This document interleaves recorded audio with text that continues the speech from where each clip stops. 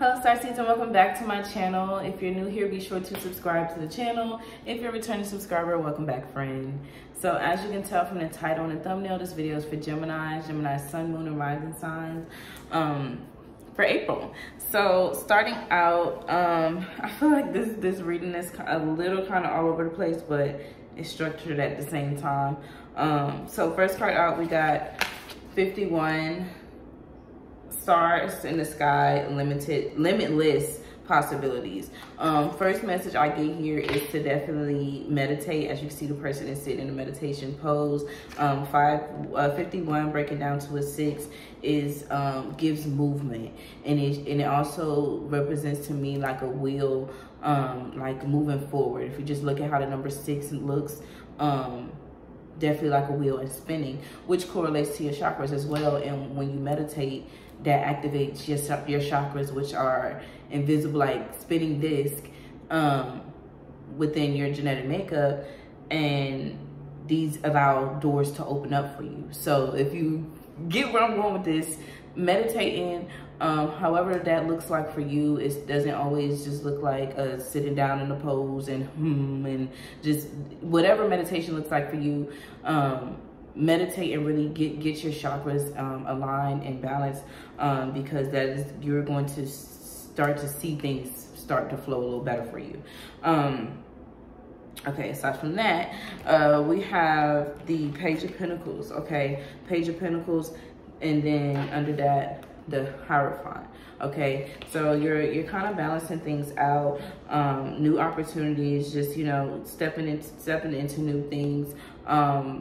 You may be working with your hands too. I'm seeing more like creative arts and crafts type of things. Putting your hands into some new things physically. You're physically doing new things which are good for you.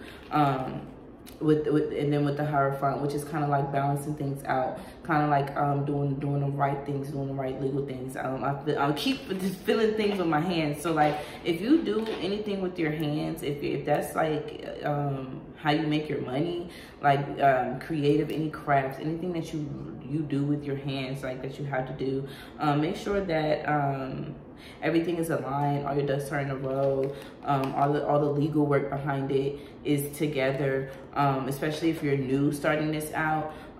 That's what I'm getting with the Page of Pentacles and with the Hierophant. It's like whatever new things that you're stepping into, just make sure that you're doing the right things and that you're doing it, you know, in the right sequence, you know, so you don't want to have to go backwards and kind of refine things. You want to just start off doing things right so that you can get to where you're trying to go, to these limitless opportunities. Okay, so aside from that, we have on one side over here the Page of Cups, insecurity and perception. Okay, so whatever new things you can step into, and it doesn't even have to be like a new love, or necessarily like if you've a new interest, or just the way that it could also be you changing the way that you interact with your person. So you may be like releasing insecurities, or you may be understanding their perception, or they may be understanding your perception of where you're coming from. But just understand, like with this energy here, insecurities are being released, and this is something that's new. It's a new feeling. It's a new thing that you're trying, or that y'all are trying out. And it's like, you know, Gemini energy is so airy, it's so up in the air and all over the place. And you're now like, okay, maybe I can be vulnerable and open up to this person that I'm dealing with, because you want them to kind of be able to feel your emotions and feel where you're coming from. So it's like you had to change your heart or change your perception, and you're really understanding, you know, the importance of feelings and how important it is to express them too, and in the way that you express them, because that's part of this too. The way that you express your feelings, once again, perception. You may be feeling like you're coming off a certain way, or that this person should just understand where you're coming from, where that's not always the case. So yeah, just really understand how you come off, how you express yourself, how you express your emotions. for it to be an equal balance with the person that you're dealing with. But part of that comes from like you before not being able to express those emotions, or you having a hard time trying to do that now, or working towards that now. It's just all a part of your own personal healing and personal growth, your own mental. That's why I started out with meditation being important, because we got the King of Swords here. This is just mastering the mind, okay? Meditation is very important for the mind. I feel like it's a decluttering of the mind, if you will. It kind of like dusts off your mental, and also helps you heal, because a lot of times we don't like to think about stuff that hurt us, or think about things that make us feel certain ways, so it just stays there, and it just stays bottled up in our mental. But now it's time to really sit and filter these things through, because if not, you're gonna continue to allow your mind to play tricks on you, and to make you feel like you don't have to express yourself because you never have before, okay? And that can really hinder your relationships with people, and it may have been hindering your relationships up until now, and you're really just now realizing like, okay, maybe I do need to, you know, be a little more loose, or, you know, understand perception, and when to be vulnerable and when not to be, and really understand that, you know, your mind can play tricks on you.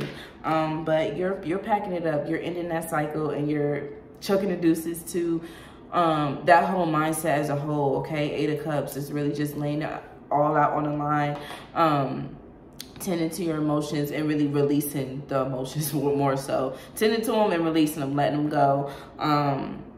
And that's a beautiful thing, and just ending that cycle of toxicity within yourself. Because if you're toxic, if you're toxic within yourself, and you just not all the way there, that's all you have to offer to whoever comes into the picture. You understand that? So it's like, you know, whatever you bring to the table for yourself, you can't bring more than that to the table for someone else. So just understand perception, continue to release those insecurities, continue to mind your thoughts, and really understand, you know, feel your feelings.